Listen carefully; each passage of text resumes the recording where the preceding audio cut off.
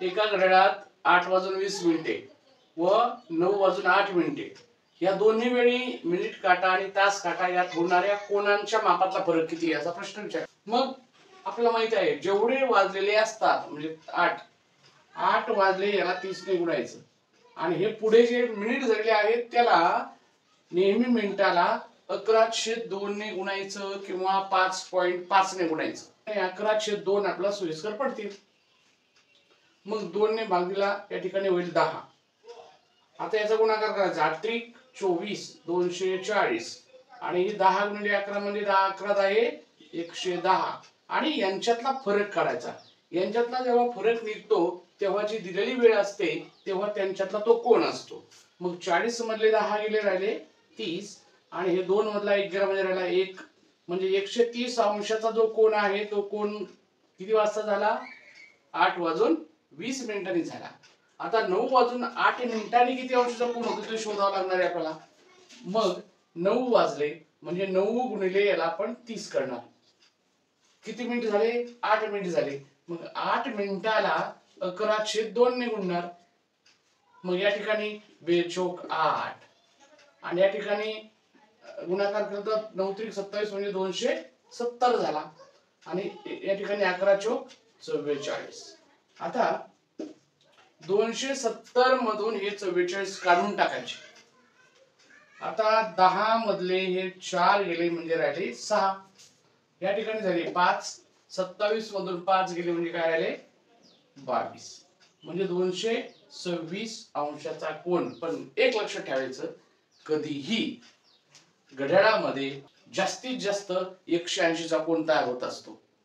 त्यामुळे 226 जो अंश आहे तो घड्याळातला कोन नाही तर 180 अंशापेक्षा घड्याळात कोन तयार होतच नाही। मग अशा वेळी काय करायचं यांचा फरक काढून तो फरक जर 180 अंशापेक्षा जास्त येत असेल तर तो फरक काय करायचा नेहमी 360 मधून वजा करायचा आणि तो वजा करून जे उत्तर आलेलं असतं तो त्याच्यातला कोन असतो। 360 मधून ह्याला वजा करावं लागेल तेव्हा या 9:08 मिनिटांनी कोन तयार होईल। मग याला वजा करूया। आता जे उत्तर आलेलं आहे 134 हा प्रत्यक्ष कोन जो आहे 134 अंशाचा जो कोन आहे तो 9:08 मिनिटांनी होईल। मग आपला उत्तर काढायला आता यामध्ये 134 अंश जो कोन आहे तो तयार झाला आणि हा आहे 130 अंशाचा कोन। या दोघांची करायची वजाबाकी 134 म्हणून 130 गेले राहिला 4 अंशाचा कोन हा त्या दोन वेळेतल्या कोनामधला फरक आहे जो आपल्याला पर्याय क्रमांक पहिला दिसत आहे।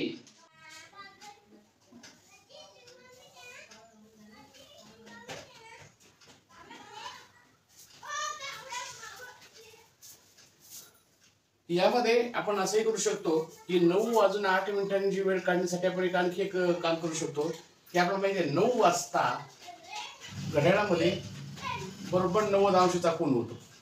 आता 8 मिनिट झालेले आहेत आणि हे आपल्याला माहिती आहे की प्रत्येक मिनिटाला तास काटा हा अर्धा अंश पुढे सरकत असतो।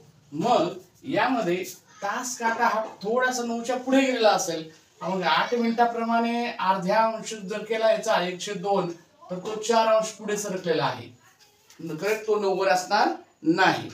मग मिनिट काटा प्रत्येक मिनिटाला मिनिट काटा हा जो आहे 6 अंश पुढे सरकत असतो। म्हणजे या ठिकाणी मिनिट किती झालेले आहेत 8 म्हणजे तो मिनिट काटा 8 गुणिले 6 8 सख 48 की या 90 मध्ये हे 48 प्लस करावे लागतील आणि यामध्ये हा जो 4 अंशाचा तास काटा पुढे गेलेला आहे तो कमी करून घ्यावा लागेल। म्हणजे या ठिकाणी 4 कमी करून घ्यायचे म्हणजे थोडक्यात 90 अधिक हे 48 मधून 4 गेले 44 म्हणजे काय झाला 134 अंशाचा कोन या ठिकाणी तयार झाला। 134 अंशामधून हे 130 अंश वजा केले की 4 अंश तयार होतात।